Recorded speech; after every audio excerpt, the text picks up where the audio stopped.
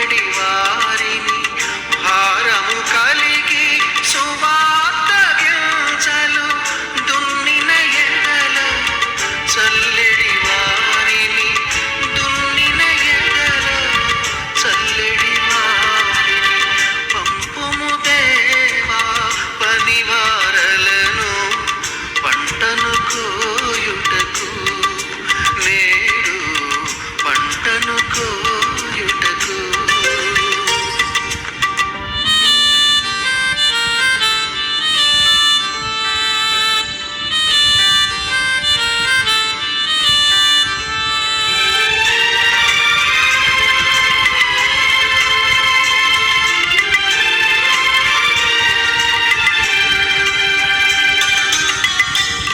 తెల్లబారిన పొలములు చూచి తెల్లవారక ముందే లేచి ఉల్లము దేవుని ఆత్మతో నిండగా ఉల్లాసముతో కూర్చెడి వారిని ఉల్లాసముతో కూర్చెడి వారిని పంపుము దేవా పనివారలను పంటను కోయుటకు నేడు పంటను కోయుటకు.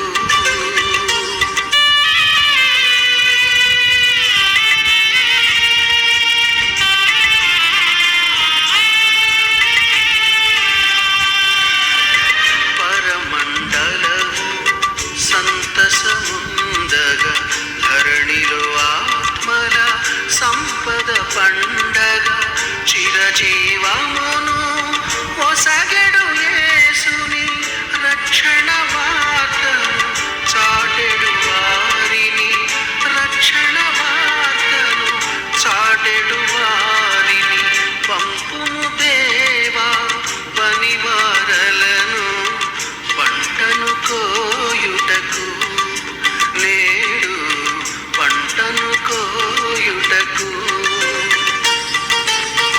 కొంతమందియే శ్రమపడుచుండగా చింతయలేని క్రైస్తవులందరిని పంపుము దేవా పనివారలను పంటను కోయుటకు నేడు పంటను కోయుటకు.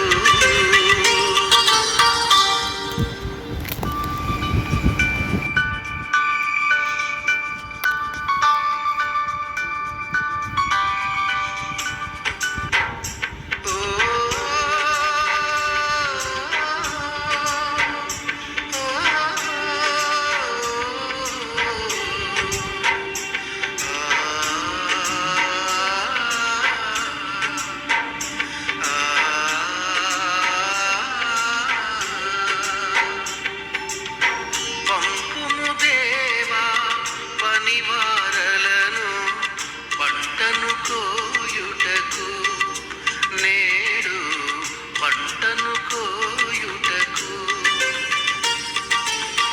పంపుము దేవా పనివారలను పంటను కోయుటకు నేడు పంటను కోయుటకు. కొంతమందియే శ్రమపడుచుండగా చింతయలేని క్రైస్తవులందరిని పంపుము దేవా పనివారలను పంటను కోయుటకు నేడు పంటను కోయుటకు.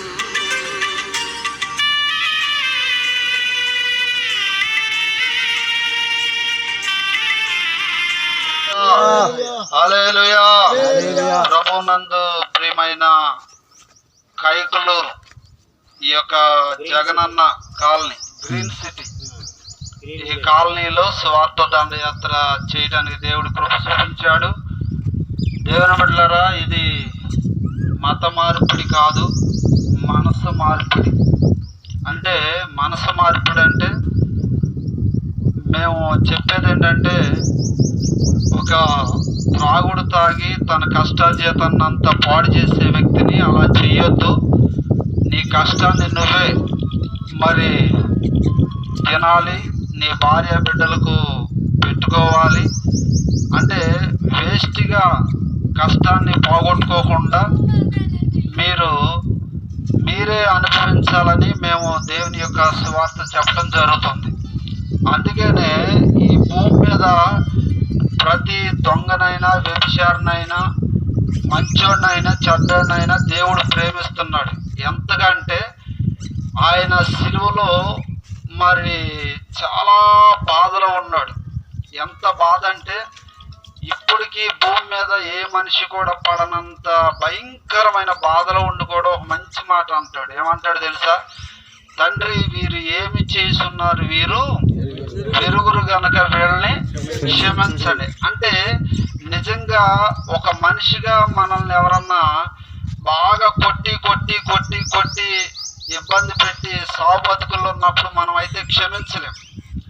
కానీ యేసు ప్రభు సావు బతుకుల్లో ఉండి కూడా వీళ్ళు ఏం చేస్తున్నారు వీళ్ళకి తెలియదు. అంటే ఇప్పుడు ఈ రోజుల్లో మానవుడు సత్యాన్ని తెలుసుకోకుండా ఉంటున్నాడు. అతను అసత్యాన్ని ఆరాధిస్తున్నాడో తెలియకుండా చేస్తున్నాడు. అందుకని ప్రభు ఏమన్నాడంటే వీళ్ళు ఏం చేస్తున్నారో వీళ్ళకి తెలియదు కాబట్టి వీళ్ళని క్షమించేద్దాం అన్నాడు. అంటే నిజంగా దేవుళ్ళు అనబడే వాళ్ళు ఎంతో మంది ఉన్నారు, కానీ యేసు ప్రభువులో ఉన్న ప్రత్యేకత వేరు. ఆయన ఏమంటున్నాడు తెలుసా? వాస్తవానికి అంత బాధలో ఉన్నప్పుడు తండ్రి వీళ్ళందరిని ఒక్క దెబ్బతో సంపనాలి, కానీ అటన్లా వీళ్ళందరిని క్షమించు, తర్వాత రక్షించు అన్నాడు. అంటే మన దేవుడు రక్షించడానికే వచ్చాడు తప్ప భూమి మీదకి శిక్షించడానికి రాదు. ఆయన మతాన్ని స్థాపించడానికి కాదు వచ్చింది, మార్గాన్ని స్థాపించడానికి వచ్చాడు. ఆ మార్గమే నేనే మార్గము, నేనే సత్యము, నేనే జీవం అన్నాడు. అందుకేనే ఆయన దొంగలను ప్రేమించాడు. ఏమండి? అందుకని ఆయన పాపులను ప్రేమించాడు. ఆయన దగ్గరికి వచ్చిన వారిని ఎవరిని ఆయన త్రోసివేయాలి. కాబట్టి ఈ ప్రాంతంలో, ఈ కైకలూరు పరిసర ప్రాంతాల్లో ఉన్న ప్రజలకి సత్యాన్ని తెలియజేయడానికి మాత్రమే మేము వచ్చాం. ఆయన కూడా ఒకడు సత్యాన్ని చెప్పకపోతే ఎలా తెలుసుకుంటాడు? ఇప్పుడు మేము చెబితేనే కదా. ఇప్పుడు ఒక సినిమా గురించి తెలవాలంటే సినిమా అంతా చూడాలి. అలాగే యేసుక్రీస్తు గురించి నీకు తెలవాలంటే యేసు గురించి వింటే కానీ తెలవదు, రుచి చూస్తే కానీ తెలవదు. కాబట్టి అట్లా యేసుక్రీస్తు నిజమైన దేవుడు కాబట్టి ఆయన మతం కాదు, అది మంచి మార్గం. ఆయన ప్రేమించే దేవుడు కానీ శపించే దేవుడు కాదు. అలాంటి గొప్ప దేవుడిని తెలుసుకోవాలని మనం చేస్తున్నాం. దేవుడి మాటలు దీవించునుగాక. కాలనీ కోసం ప్రార్థన చేద్దాం అందరం చేతులెత్తి. పరిశుద్ధుడా మీకు వందనాలు. ఈ కైకలూరు గ్రీన్ సిటీని ప్రభా మీరు దీవించండి, ఆశీర్వదించండి. ఈ ప్రాంత ప్రజలను క్షమించండి, రక్షించండి, దీవించండి, ఆశీర్వదించమని యేసు నామములో ప్రార్థించి అడిగి వేడుకుంటున్నాను తండ్రి. ఆమేన్.